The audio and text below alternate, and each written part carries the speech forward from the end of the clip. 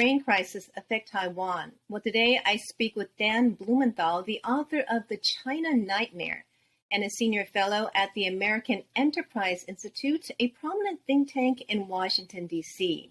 He was also a senior director of China, Taiwan, and Mongolia at the U.S. Department of Defense. Well, Dan, thank you so much for speaking with me. Thank you for having me. How is everything in Washington, D.C.? It must be very tense over there. Well, it's shocking. Yeah, nobody really thought that one big country would just go in and attack and invade and occupy another country, but it's happened, and so we're truly in a new era. How do you think this will end? Unfortunately, I think it'll end with Russia occupying Ukraine and the U.S. having to reinforce containing that threat on the eastern flank to Poland and elsewhere. You recently wrote an article about how Beijing could learn from Russia's playbook in terms of Ukraine. Can you tell us how you think the Ukraine crisis could affect Taiwan?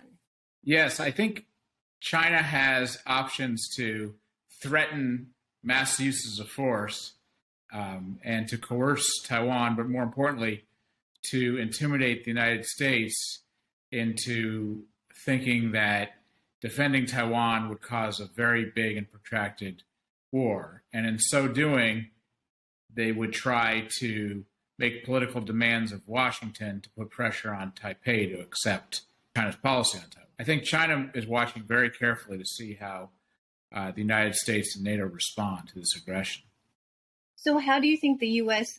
needs to respond to what's happening in Ukraine in order to deter China from becoming more aggressive towards Taiwan?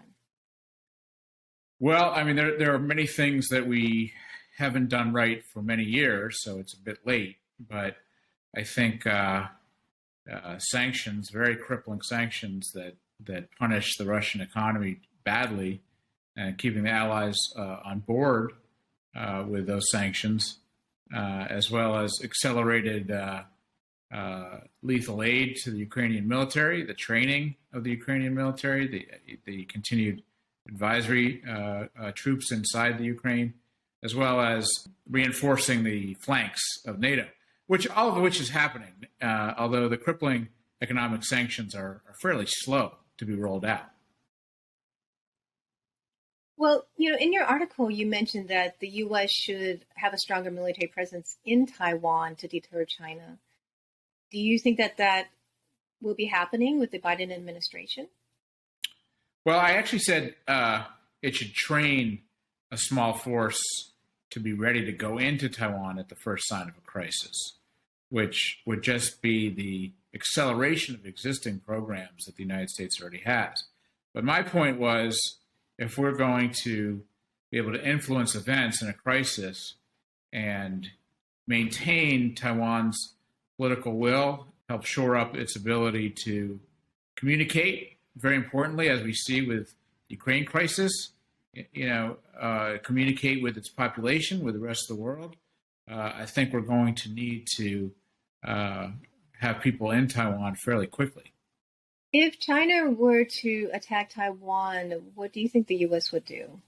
The U.S. would likely first try to help with its defense and then come to its defense. But my point in my article is that it's not going to be so easy to just come to Taiwan's defense. There's going to be some kind of crisis, and it's going to take diplomacy, which will be much harder in the Taiwan case, I view it, and then in the Ukraine case.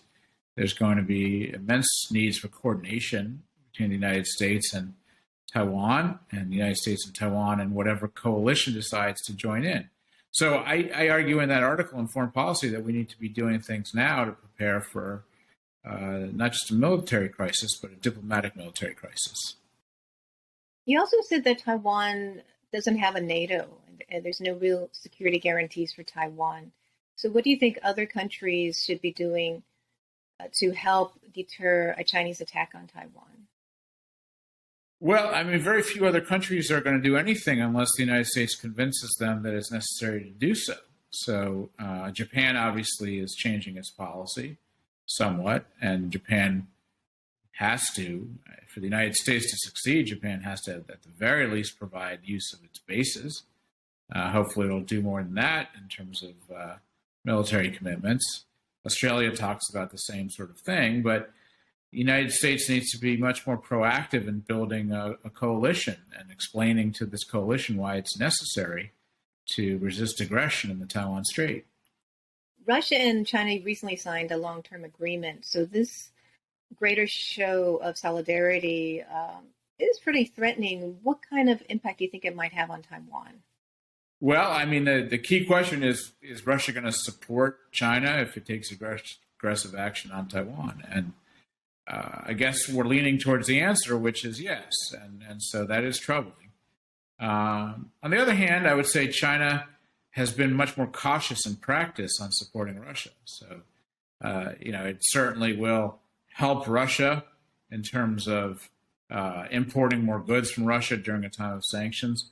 It buys a lot of energy from Russia, but it's not diplomatically supporting the attack on Ukraine. So we'll have to see. It's a little bit more complicated than it seems at first glance. Well, thank you so much, Dan, for your time. I've been speaking with Dan Blumenthal. He's the author of The China Nightmare. He is also a senior fellow at the American Enterprise Institute, a Washington think tank in Washington. Thank you so much.